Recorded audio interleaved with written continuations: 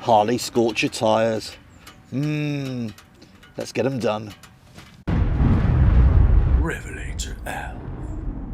Hello, welcome to RevelatorAlf on a very hot day. So today I'm talking about bedding in new tyres or scrubbing in new tyres. Now I'm actually on the Harley Sport Glide here and I'm riding on Michelin produced Harley Davidson Scorcher tyres. All very well and dandy. Now this applies to any brand new tyre, regardless of the bike or regardless of the make. You need to have time to bed in that tyre, scrub in the tyre. Now back in the day, we kind of speeded up that process a little bit by, would you believe, if we were sort of racing tyres or that kind of thing. We'd actually artificially rough up the tyres. Sometimes we get a flat file and rough over the edges, especially around the edge of the tyre a little bit, just to give that extra little bit of abrasive quality to the tyre when it contacts the surface. We'd also get over with sandpaper, we'd get over with dirt. Another good way of actually artificially scrubbing in your tyre quickly is to go on this kind of stuff here. Some off-road tracks, if you like, or ride on gravel or sort of shingle or stuff like that. Yeah, you can do it slowly, but that kind of artificially puts little cuts in just on the surface of your tyre. It's not going to damage your tyre at all, it's just going to rough it up a little bit quicker.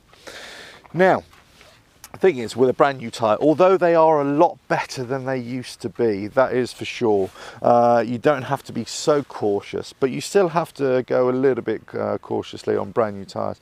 Certainly up to a couple of 100 miles, but certainly within the first 50, 100 miles, definitely.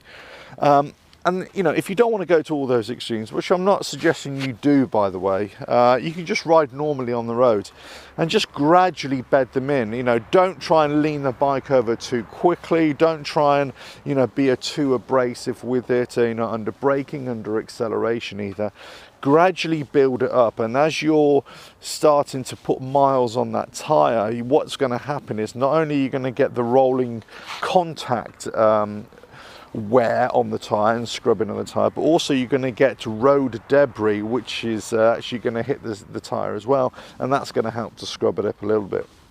But you're really going to need to start rolling on that tyre and putting miles in it and gradually scrubbing it in.